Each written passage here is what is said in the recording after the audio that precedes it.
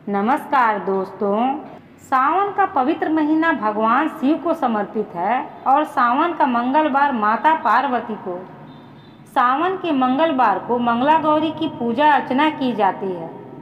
धार्मिक मान्यताओं के अनुसार इस दिन व्रत रखने से मनोकामना जल्द ही पूरी हो जाती है।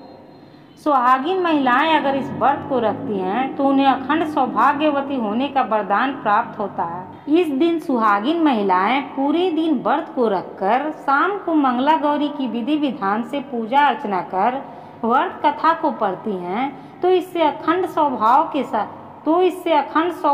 के साथ सुख समृद्धि में वृद्धि होती है। तो चलिए आगे वीडियो में सुनते हैं मंगला गौरी व्रत कथा।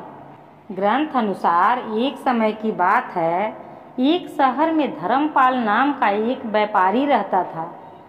उसकी पत्नी बेहद ही खूबसूरत थी और उसके पास काफ़ी संपत्ति थी, लेकिन वह संतान से वंचित रहने के कारण काफ़ी दुखी रहा करती थी। भगवान की कृपा से उन्हें एक पुत्र की प्राप्ति हुई, लेकिन वह अल्प आयु का था। उनके पुत्र को श्राप मिला था कि 16 वर्ष की आयु में सांप के काटने से उनकी मृत्यु हो जाएगी। संयोग से उसकी शादी 16 वर्ष से पहले ही एक युवती से हो गई, जिसकी माता मंगला गौरी व्रत किया करती थी। परिणाम स्वरूप उसने अपनी पुत्री के लिए एक ऐसा सुखी जीवन का आशीर्वाद प्राप्त किया था जिसके कारण वह कभी भी विधवा नहीं हो सकती थी।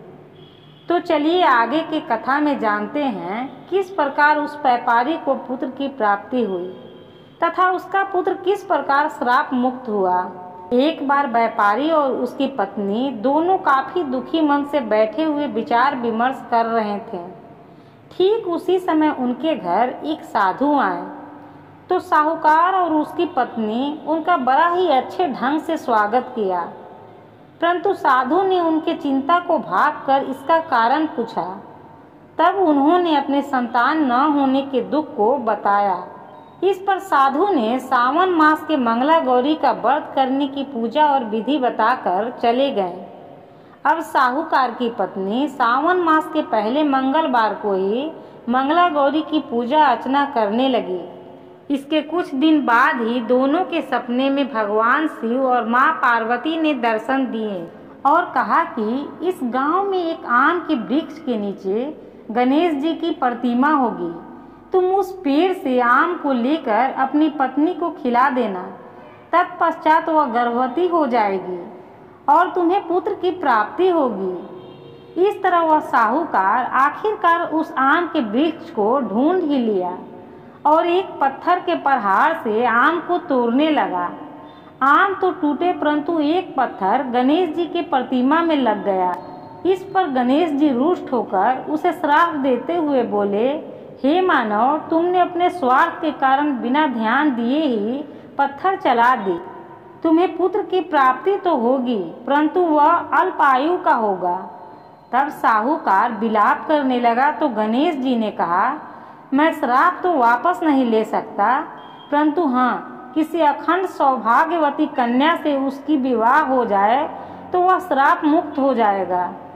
इस तरह कुछ समय बाद उसे एक पुत्र की प्राप्ति हुई और वह बड़ा हुआ तो साहूकार ने एक दिन जंगल भ्रमण के लिए अपने साथ लेकर गए।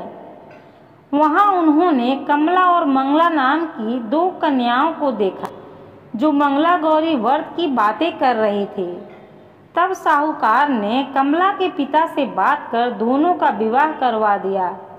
विवाह के पश्चात कमला के सपने में माता पार्वती ने कहा, तेरा पति अल्प आयु का है, कल रात एक सांप उसे डसने आएगा, परंतु तुम डरना मत और एक कटोरी में दूध भरकर रख देना तथा पास में एक खाली घड़ा रख देना।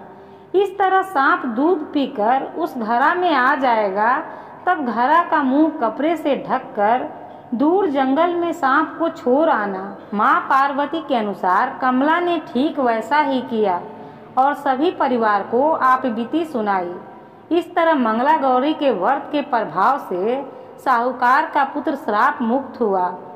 तो हे माँ मंगला गौरी, जिस प्रकार आपने कमला के सुहाग को बचाया, ठीक उसी तरह इस कहानी को कहते, सुनते और हुंकार भरते सभी स्त्रियों के पति की रक्षा करें।